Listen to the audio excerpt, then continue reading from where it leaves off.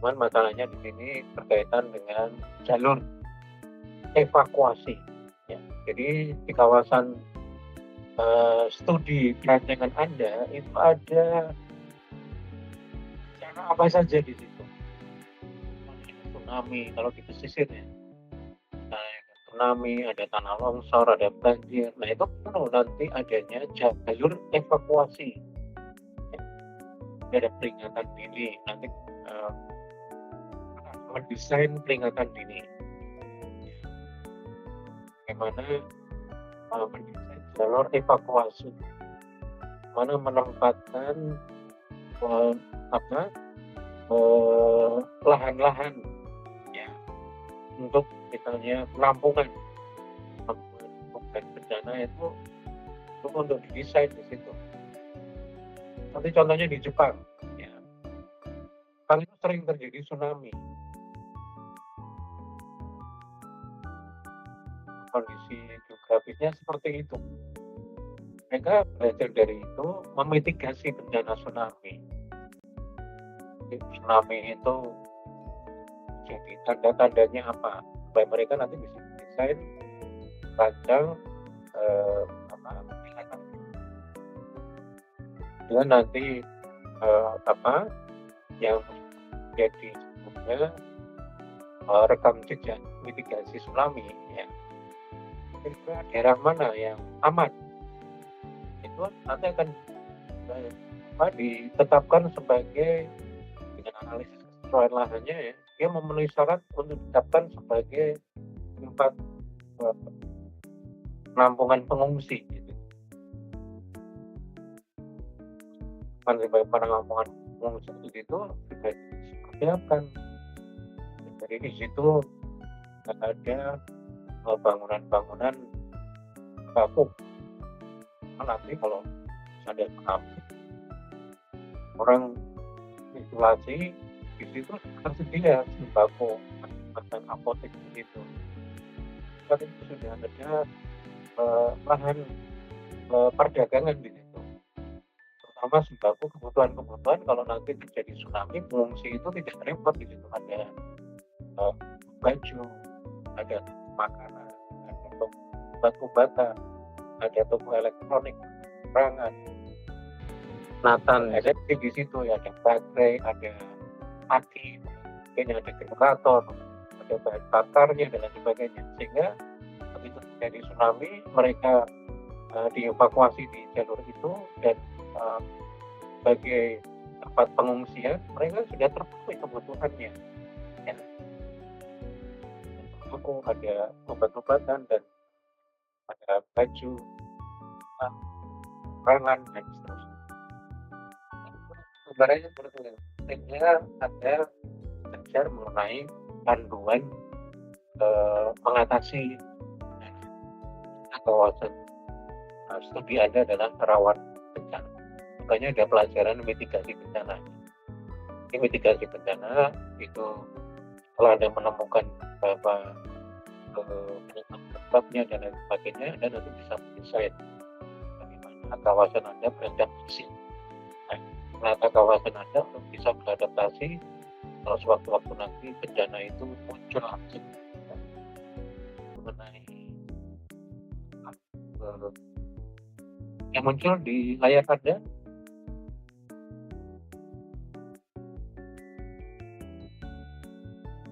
Sudah, Pak? Sudah, Bapak. Ya. Nah ini, jadi di kawasan studi Anda itu perlu Anda analisis mitigasi bencana. Bencana apa saja yang berpotensi untuk jadi di kawasan Anda. Apakah itu kebakaran, apakah itu banjir, apakah itu longsor, kemudian apakah itu tanah labil, apakah itu tsunami, abrasi, dan lain sebagainya ya, dengan karakteristik wilayah studi Anda. Oleh karena itu pentingnya di sini panduan rancang kota dalam hal pengamanan dari kebakaran, pengamanan untuk evakuasi. Nah, saja ya harus disesuaikan dengan jenis-jenis bencananya. landasan peraturannya, jadi di dalam keputusan Menteri Negara BIN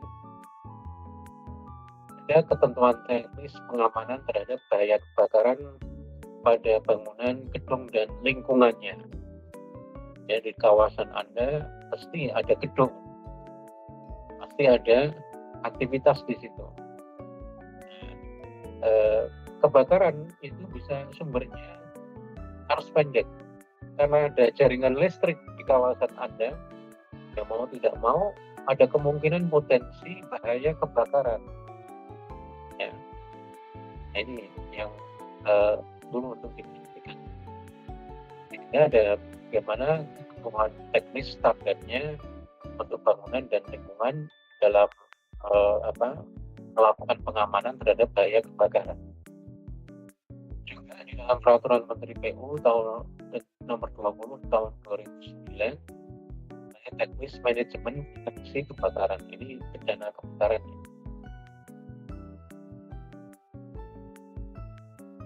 Bicara tentang infrastruktur pengaman kebakaran. Jadi sebagai pendahuluan bahwa suatu keniscayaan pasti berpotensi terjadinya kebakaran dimanapun. Lagi di musim kemarau, ya, rawan kebakaran, apalagi walaupun di musim hujan.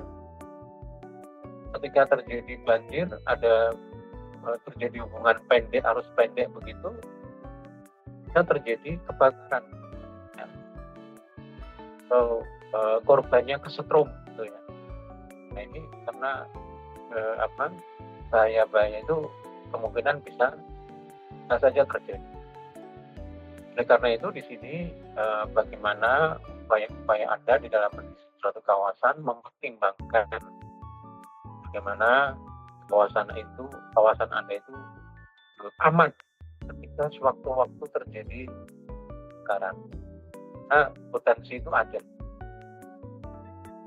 Ini bagaimana penduduk dalam keadaan darurat, ya, menyelamatkan diri, ya, pertolongan pertama lah istilahnya, ya.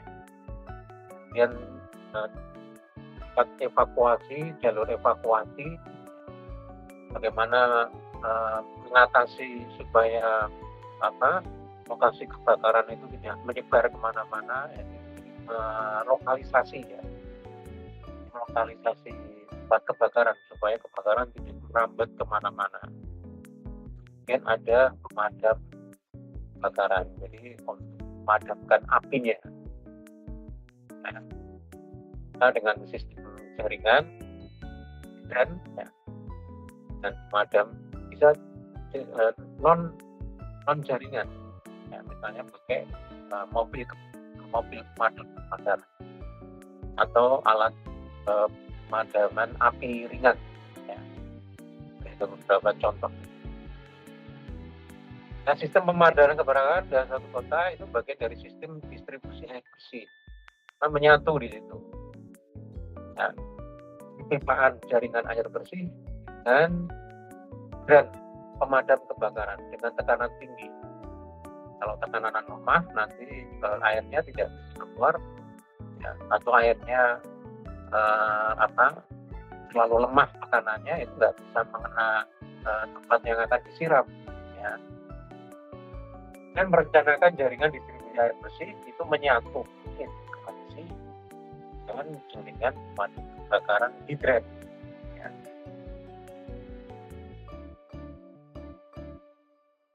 Yang pemadam hidran.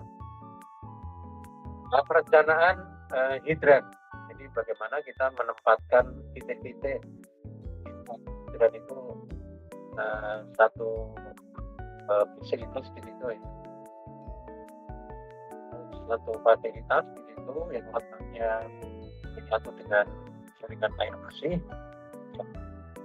titik-titik tertentu yang rawan kebakaran, ya, radius tertentu, gantung panjang pipanya, ya, kemudian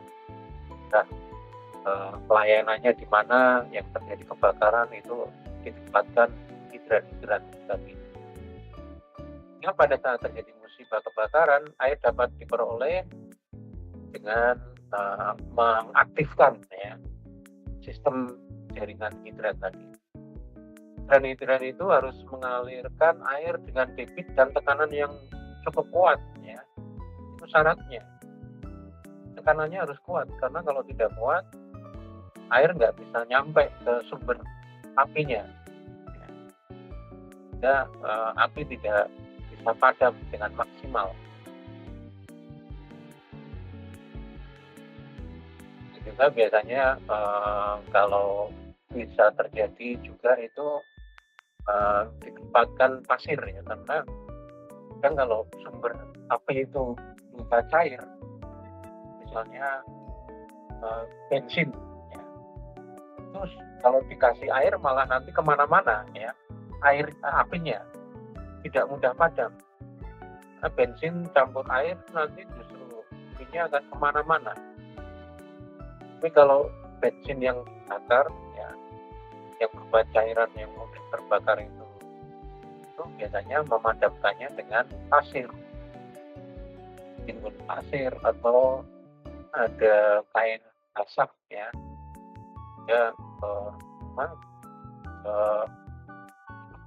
oksigen, karena kebakaran itu akan makin besar kalau ada oksigen. Nah itu kira-kira gambarannya. Suplai air untuk hidran halaman itu harus sekurang-kurangnya, ini persyaratan ya, jadi kekuatan alat hidran tadi paling tidak bisa menyemburkan air ya 38 liter per detik ya, dengan tekanan 3,5 bar. Kita mampu mengalirkan air minimal selama 30 menit.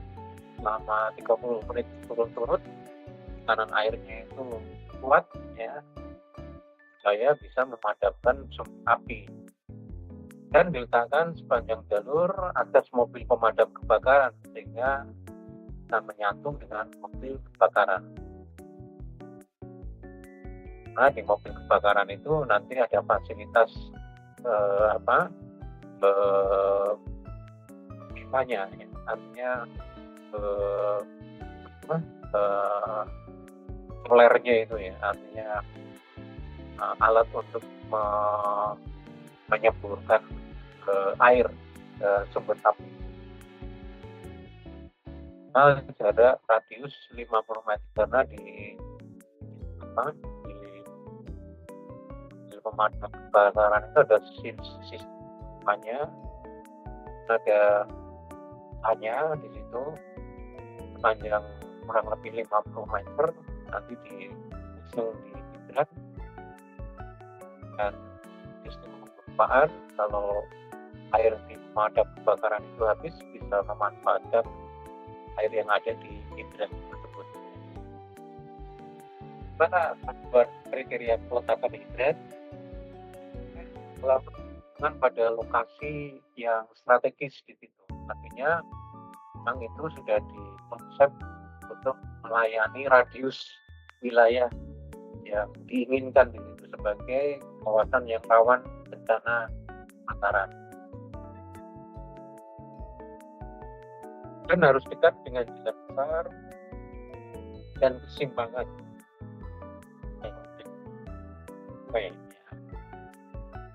Dan hidran berfungsi sebagai unit penguras, makanya hidran itu diletakkan di tempat yang rendah ya, supaya dengan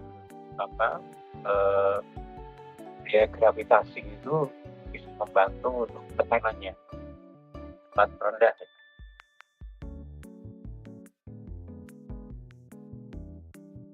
Tadi mengenai hidran itu kalau ini ya, alat hidran seperti ini. Hidran itu suatu alat yang di situ ada semacam buat tekanan kuat gitu. Itu tidak dilengkapi dengan flarenya ya, pipa jaringan pipanya.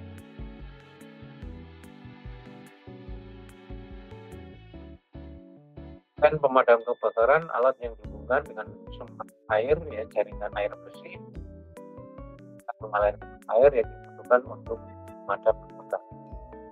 Ini penampakan hidran. Biasanya ada di titik-titik tertentu yang di situ merupakan kawasan yang rawan bencana kebakaran ya, melayani radius.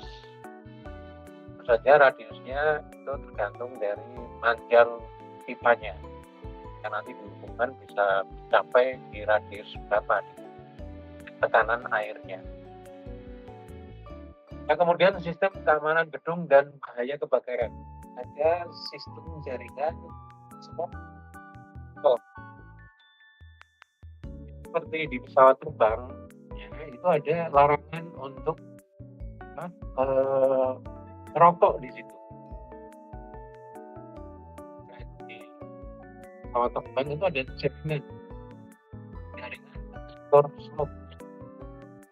Jadi siapa yang nanti kedeteksi itu akan ketahuan bahwa ruangan itu mengandung asap rokok. Secara otomatis di situ ada mengirim sinyal tanda bahwa ruangan itu mengandung asap.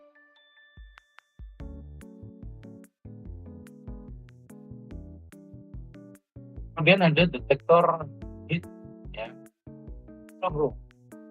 Jadi suhu tertentu kalau sudah memang tidak nyaman itu nanti kedeteksi ruangan itu suhunya sudah tidak nyaman lagi. Entah itu terlalu dingin atau entah itu terlalu panas.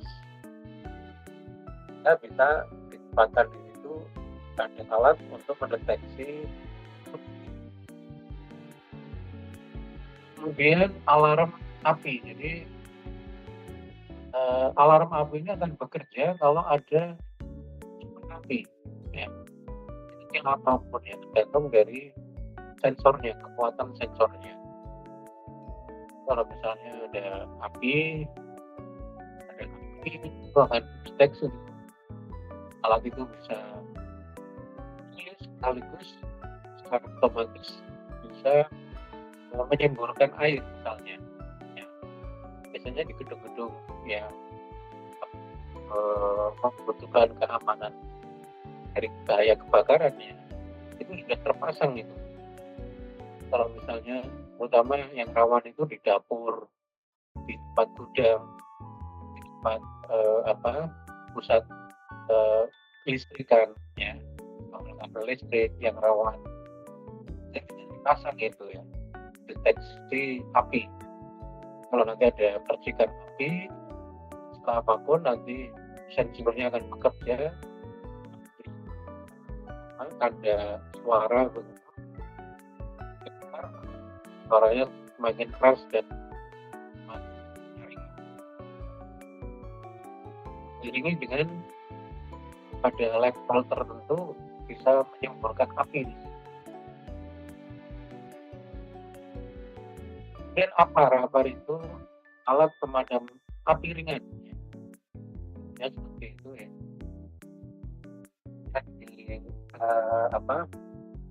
Di SPBU ya, sini itu ada alat itu karena bensin itu rawan bencana kebakaran. Surut api sedikit karena bensin itu sensitif ya, sudah terbakar. Kita disediakan APAR ini, alat pemadam api ringan, mana mengoperasionalkan itu harusnya beberapa orang itu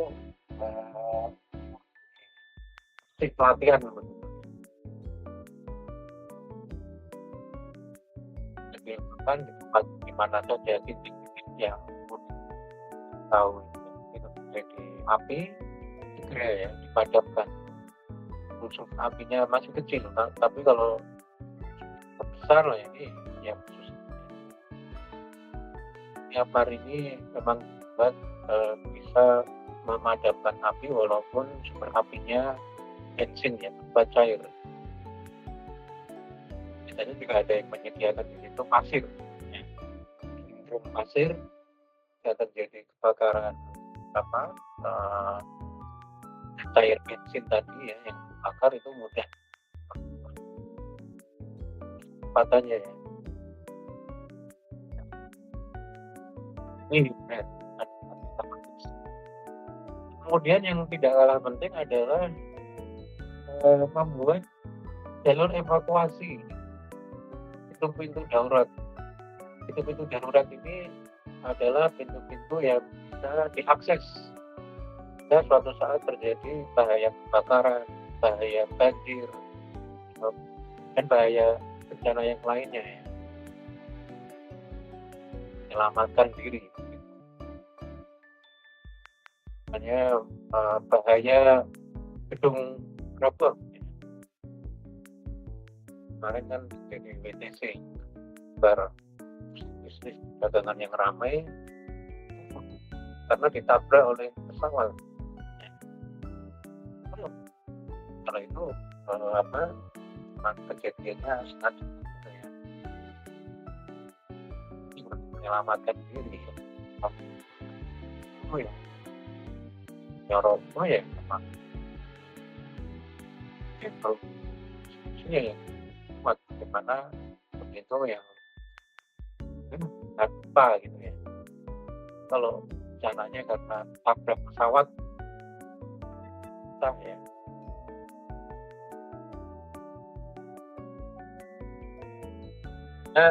Pintu darurat ini perlu untuk digunakan sebagai lengkap jalur evakuasi ya, supaya orang mudah mengakses jalur evakuasi menyelamatkan diri.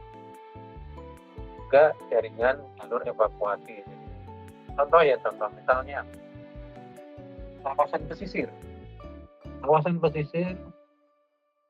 di Aceh pernah terjadi tsunami di situ.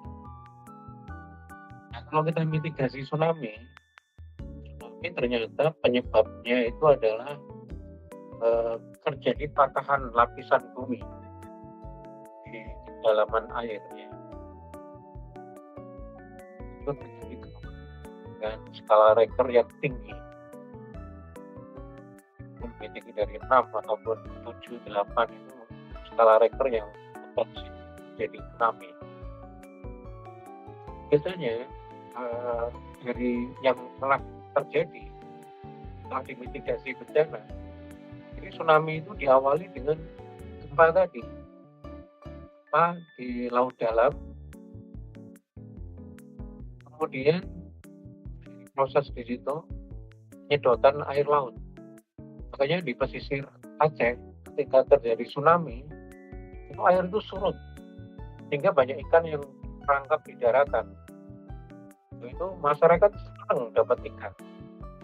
Dia tidak menyangka setelah itu 30 menit kemudian atau 20 menit kemudian terjadi tsunami. Banyak korban di situ. Ya, jadi masyarakat menangkap ikan yang terangkap di daratan, padahal itu proses ya jadinya tsunami.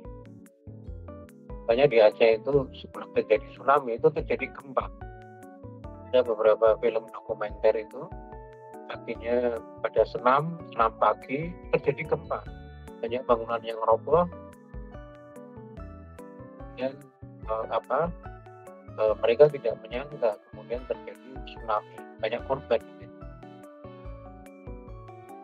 Ini setelah dimitigasi, mengambil pelajaran dari situ,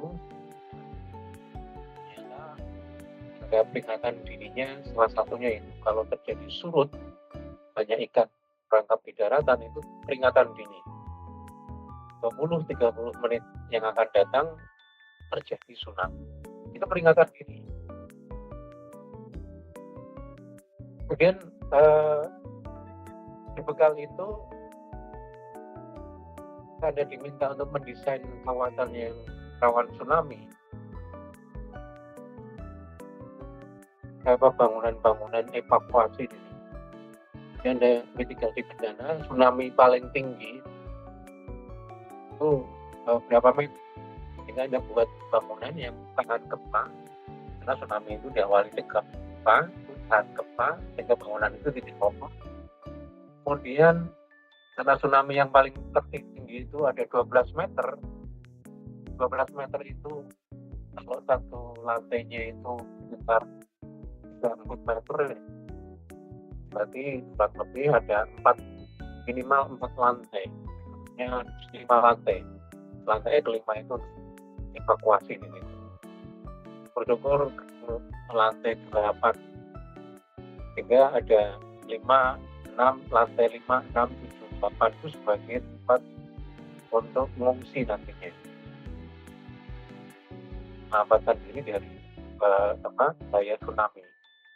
Nah, tsunami yang tertinggi 12 meter, aman mereka. Bangunan dirancang dengan konsep tahan gempa, tidak teroboh. Kemudian bangunan-bangunan itu ditempatkan di titik-titik jangkauan kalau orang jalan itu selama 20-30 menit. Mereka bisa mengakses dan jalan kaki.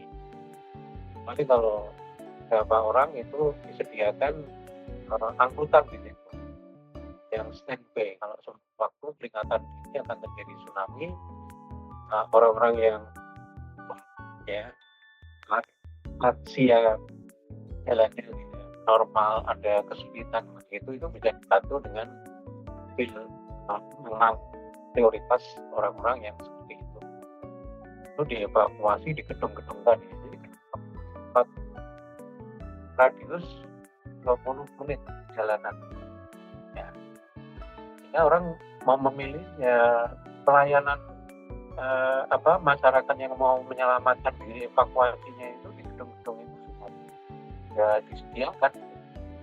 Lantai 5 itu nanti ada toko makanan, lantai 6 ada toko obat-obatan, lantai 7 nanti ada kios baju, lantai 8 nanti ada kios elektronik untuk sumber energi dan seterusnya, air, tandon air dan seterusnya. Ya sudah dirancang kalau terjadi suatu tsunami, orang menyelamatkan di situ tidak terisolasi, kebutuhan makanannya, kebutuhan airnya, bajunya bisa terpenuhi di situ. Hitung-hitungannya Gary ya, nanti belakangan. Jadi kalau ada nanti diminta satu kawasan yang rawan bencana. Mitigasi dulu bencananya, mana karakteristik bencananya. Sehingga nanti Anda dalam menentukan tempat evakuasi dan jalur evakuasinya, peringatan dirinya itu akan lebih penyelamatan. Desain-desain komplek dan jalur evakuasi yang didesain untuk penyelamatan. Peringatan ini ada evakuasi oleh masyarakat atau warga untuk menyelamatkan. Kemudian ada area aman. Area aman, evakuasi adalah area aman dari bahaya kebakaran, bahaya banjir, dan lain sebagainya, ya, tsunami. Daerah gedung itu bisa di satu lahan tertentu ya, yang bisa memungkinkan berbagai segala penjuru. Seperti kasus gempa dulu di Jogja ya. Gempa di Jogja itu ternyata desain alun-alun itu ternyata banyak manfaatnya. Jadi alun-alun bisa untuk tempat Hari Raya Idul Fitri, Hari Raya Idul Adha ya, sebagai ke publik begitu ya. Dan suatu saat ketika terjadi bencana, tempat pengungsian ya, ada tenda-tenda pengungsi darurat, darurat, apalagi gempa kalau nanti tempat evakuasinya di gedungnya roboh malah repot. Karena itu biasanya memakai tenda-tenda itu tadi. Jadi Anda mempelajari karakteristik bencananya. Jadi mitigasi bencana itu untuk memahami karakteristik penyebab bencananya apa, bagaimana, upaya-upaya yang harus dilakukan seperti apa, dan apa ketika terjadi bencana itu bagaimana, setelah terjadi bencana itu sama, itu mitigasi. Ini mitigasi itu ada 3 tahap. Tahap sebelum terjadi bencana, penyebabnya dan lain sebagainya, peringatan dini dan lain sebagainya. Ketika terjadi bencana saat terjadi, apa yang harus dilakukan? Anda perlu mitigasi. Upaya-upaya apa saja? Pasca bencana. Jadi setelah bencana itu hilang, banjir itu surut, nah apa yang harus dilakukan di situ? Karena kawasan itu saya antisipasi ketika bencana belum terjadi, saat terjadi, dan setelah terjadi. Lampu darurat, peringatan dini, dan lain sebagainya. Ada ini beberapa contoh bagaimana jalur-jalur evakuasi dan tempat-tempat evakuasinya, lahan terbuka dan seterusnya. Publik itu bisa digunakan salah satu alternatif ya, multifungsi. Kegiatan publik ya, salah satunya itu tadi ya, tempat evakuasi mengungsi ketika terjadi sistem jaringan jalur penyelamatan atau evakuasi, yaitu berupa jalur jaringan untuk menyelamatkan diri. Makanya warga Jepang itu sudah dilatih di situ sejak dini ya, sejak anak-anak. Kalau ada peringatan dini seperti ini, apa yang harus Anda lakukan? Ya. Sejak usia anak-anak itu sudah di pelatihan di situ, karena sering terjadinya bencana. Nah, ketika terjadi bencana, mereka langsung secara otomatis perilaku adaptasi dan ketahanan itu muncul di situ. Terjadi gempa, mereka cari tempat perlindungan, misalnya langsung menuju di bawah meja, misalnya cari penyelamatan di situ dalam kondisi keadaan darurat, misalnya ruangan khusus atau seperti itu.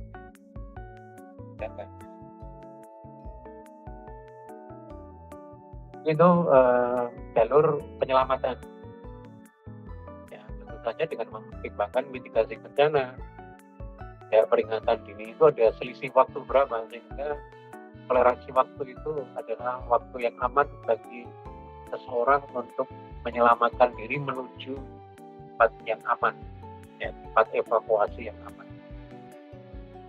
Wilayah manajemen kebakaran di perkotaan. Nah, ini kebakaran ya, dan disilakan dengan wilayah manajemen kebakaran. Biasanya suatu wilayah kota ada nanti bisa menganalisis mitigasi bencana, zona-zona mana yang resiko rawan bencana ya, misalnya zona A warna merah itu sangat berisiko, nah itu wilayah manajemen kebakaran skala prioritas. Itu harus didesain meletakkan alat-alat pemadam kebakaran tadi ya, dan alat pemadam kebakaran piring ya, besar tadi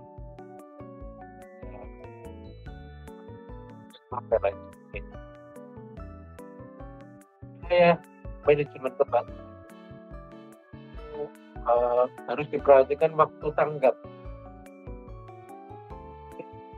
Sama mitigasi bencana kebakaran itu Anda harus lihat bagaimana toleransi itu ya, toleransi penyelamatan ke waktu genting itu kritis, supaya orang dari peringatan dini itu ada waktu tanggap ini, mereka menanggapi bencana yang terjadi itu supaya paling yang aman. Jarak dan aksesibilitas ya, saya berikan contoh tadi tsunami dari peringatan dini yang air laut surut, ikan-ikan dampar di daratan 20 menit kemudian itu waktu tanggap, waktu detik, ya, yang harus dimanfaatkan semaksimal mungkin untuk menyelamatkan diri. Oleh karena itu, taruh di situ. Nah, gedung-gedung yang tadi ya, 8 lantai tadi, radius 20 perjalanan orang berjalan normal, ditempatkan di mana saja titik-titiknya. Sama di wilayah yang zona merah, ya sangat rawan sekali tsunami, bencana kebakaran. Ini pelayanan kebakaran itu jarak amannya itu 7,5 kilometer. Itu dimulai waktu tanggap kurang lebih 15 menit. 7,5 kilometer itu bisa di 15 menit. Dua daerah itu dikategorikan sebagai tidak terlindungi. Ya skala prioritas itu tadi, evakuasi alat pemadam kebakaran itu durasi waktunya 15 menit itu tadi ya. Menyelamatkan dan bencana tadi. Kalau dalam hal ini bencana kebakaran ya. Kalau bencana longsor, bencana banjir, bencana tsunami, saya mitigasi, mempelajari karakteristik bencana tersebut. Ini aturan-aturan panduan di suatu kawasan sangat berpotensi sekali suatu kawasan itu menjadi bencana. Nah itu ya kira-kira, apalagi yang sedang viral ya, beberapa lokasi di Indonesia rawan terjadi kebakaran hutan ya.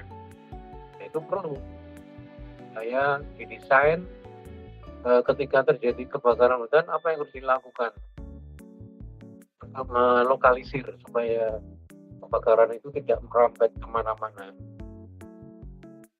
sehingga tidak meluas ya.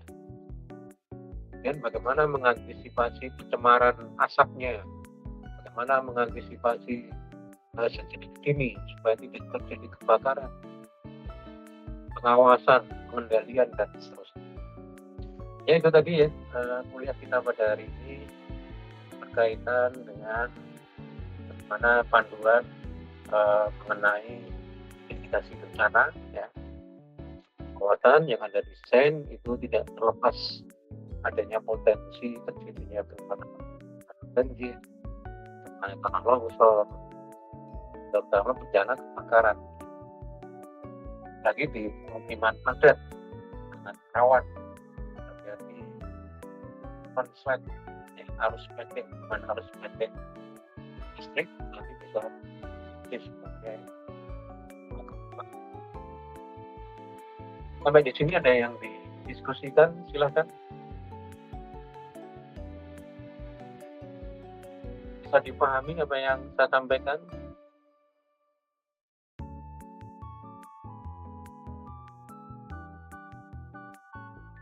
Iya, Pak. Ya. Ada pertanyaan? Ada yang perlu didiskusikan?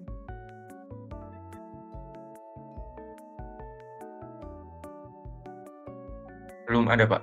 Untuk absen pertemuan kedua, Pak? Ya, untuk absen pertemuan kedua nanti saya absenkan ya. Ini masuk semua kan? Nanti saya klik saja. Ya, baik. Kalau tidak ada pertanyaan, mungkin kita bisa akhiri pertemuan kuliah pada hari ini ya. Kemudian apa yang saya sampaikan paling tidak bisa memberikan wawasan Anda, kompetensi Anda ya, memahami, dan nantinya dengan pemahaman dan wawasan ini Anda bisa praktekkan di dalam merancang suatu kawasan ya. Dalam hal ini bagaimana Anda merancang kawasan Anda, panduan-panduan rancang kota berkaitan dengan utilitas tadi ya, sekaligus juga jaringan bahaya kebakaran ya, dan bencana alam yang lainnya.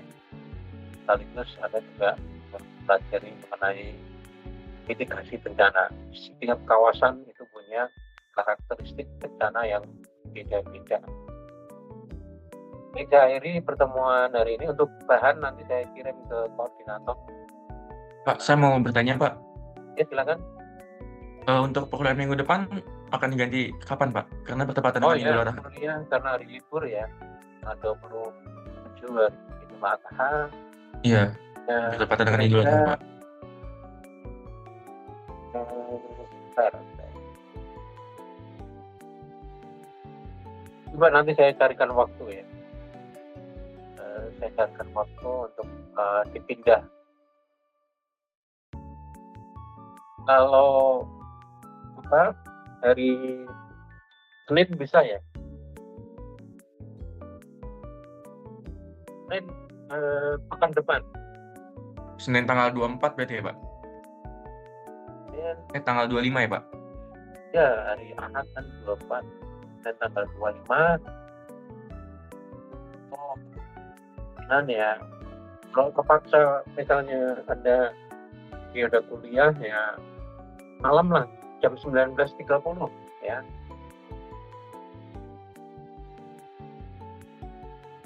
Jam 19.30 online nanti. Mengganti kuliah tanggal 24.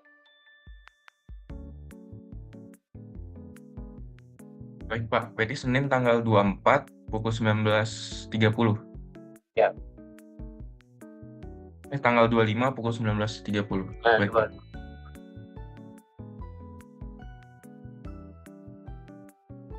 Ada yang didiskusikan lagi? Silakan sebelum diakhiri. Cukup, Pak.